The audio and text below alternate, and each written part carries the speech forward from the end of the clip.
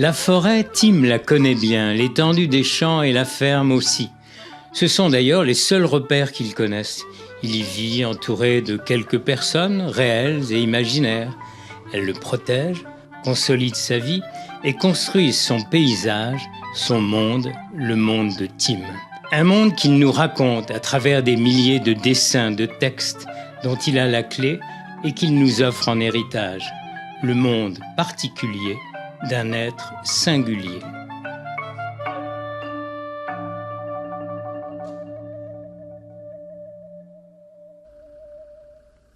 Tim serait né en 1918 dans une petite ferme isolée de Haute-Marne, d'un père soldat américain du Dakota, cantonné dans le secteur, et d'une mère jeune paysanne qui perdra la vie en le mettant au monde. Simple d'esprit, il va passer toute son existence sur l'exploitation. C'est un garçon qui va pouvoir tout de suite, parce qu'il est costaud, il va pouvoir participer à la ferme pleinement. Et une ferme familiale, c'est pas un commis, c'est quelqu'un de la maison. Et en plus, tout autour de lui, sa nounou, les gens qui venaient travailler à la ferme, ont toujours, le curé, le père Missel, ont toujours contribué à faire que, Tim apprenne à écrire avec sa tante, apprenne à dessiner avec son oncle. Mais alors, le plus étonnant, c'est que c'est un ouvrier agricole, simplet, enfin, homme, esprit simple et un artiste d'art brut. Et brut dans le sens que entier. Il fait un art entier.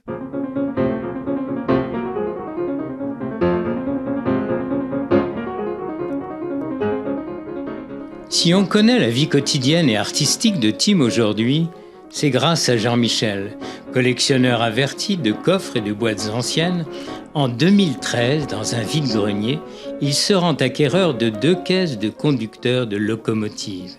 À l'intérieur, il découvre des milliers de dessins et de textes rangés, pliés, empaquetés, l'œuvre de Tim est un bon moyen pour comprendre sa vie. Quand on voit ça, on se dit il faut s'y plonger un peu quand même. On ne peut pas laisser ça comme ça, quoi. Je veux dire, on rentre dans une vie. Moi, c'était ça que d'un seul coup, je me suis rendu compte. On rentre dans une vie, et une vie avec le temps, et une vie dans une ferme. Et bien sûr, ça m'a beaucoup parlé. Voilà, c'était quelque chose. Cette vie, elle transpire dans ses dessins. Et c'est ça qui m'a intéressé, moi. C'est le Tim vivant. Voilà, et puis là, par exemple, Ange, mi-mille. Et puis là... Pendant près de 10 ans, Jean-Michel va déchiffrer le monde de Tim. 35 années de dessin et d'écriture.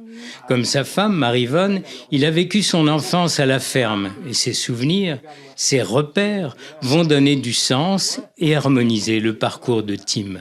T'as Géant Doudou, là, t'as tonton Chéri Bibi en ange, là, tu as Ma Belle, avec Tim, avec son calot. Et son calot, là. Ouais. Et puis on continue, on a encore le Petit Prince, le locomoteur qui fait le Joseph, Marie-Ange qui fait la Marie. Et puis alors là, lui, il a fait un petit Jésus, un gros Jésus un peu spécial, parce que celui-là, c'est un gros Jésus qui vient d'Asie, et il a fait un Bouddha qui vient d'un tatouage.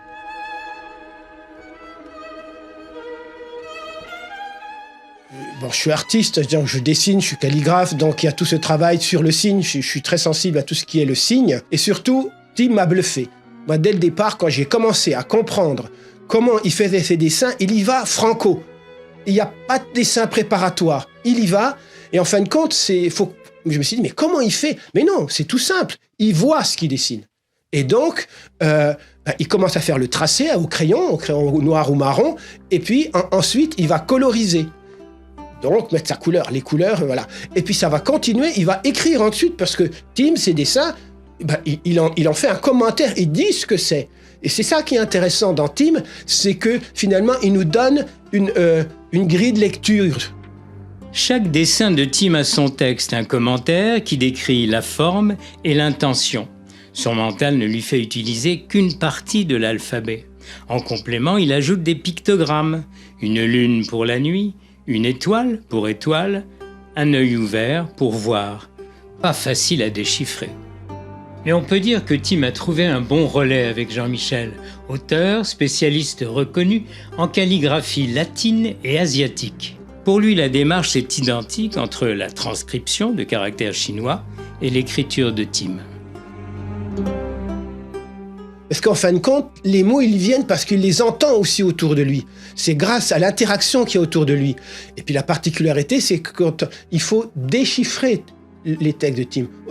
Comme ça, on a où ça commence, où ça finit, les mots qui s'interpénètrent entre eux. Bon, c'est pas évident, c'est une autre langue. Donc là, ma connaissance du vieux chinois, du tibétain, m'a permis de rentrer ça. Et puis surtout, il faut le dire à voix haute. Si on lit, on n'y arrive pas. On le dit à voix haute, ah, ça va.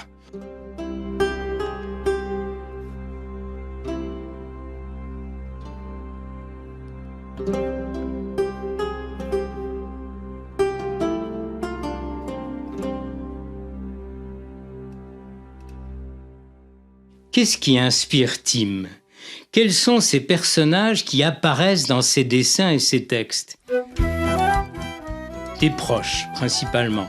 Son oncle et sa tante, sa nounou, les curés de la paroisse, des commis, des soldats, et puis toutes ces belles, ces conquêtes, Marie-Ange, Marie-Thérèse, Isabelle. Tim, c'est quelqu'un que j'ai découvert au fur et à mesure de ses dessins, et je l'imagine quelqu'un de très grand, fort, avec un sourire accueillant, et puis avec des yeux pétillants, je crois. Moi, ce côté attirant pour les femmes, c'était elle qui venait le solliciter, mais je crois qu'il était loin de la pression sociale, et donc libre dans lui, et puis il vivait son corps. Et je crois que pour ces dames, il représentait une bulle, mais une bulle charnelle. Je pense que c'est pour ça que les femmes venaient vers lui, parce que lui et elle, c'était la confiance. Se mêlent aux autres des personnages issus directement de l'imaginaire de Tim, imprégnés de son quotidien d'ouvrier agricole, de son érotisme et de sa recherche d'accompagnants protecteurs. Géant Doudou, le roi Légumeau, Moutonna, Madaga la Mama, Tournebillon. Ils sont près de 70 réels et imaginaires, tous le protègent et maintiennent son équilibre.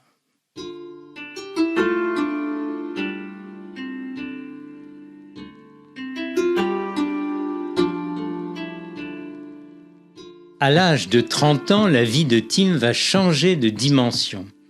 Dans la forêt, derrière la butte, se cache une maison qu'il va appeler la Maison Bleue. Chaque été, elle abrite un groupe de libertaires parisiens auxquels Tim livre les produits de la ferme.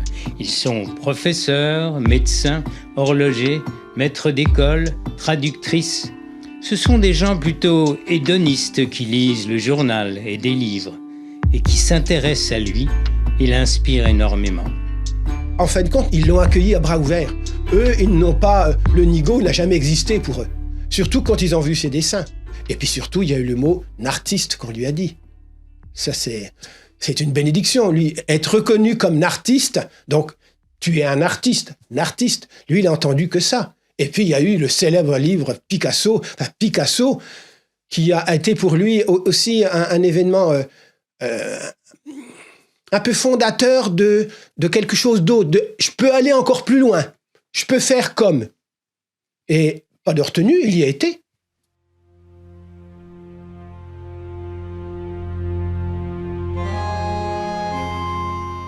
Tim s'éteindra vers 1970, à l'âge de 52 ans, quelque temps après Nicole, sa tante maman. Tim, simple d'esprit, artiste protégé, sera resté libre de créer dans la joie et le plaisir. Et la passerelle posée par Jean-Michel nous permet de partager son univers, le monde de Tim.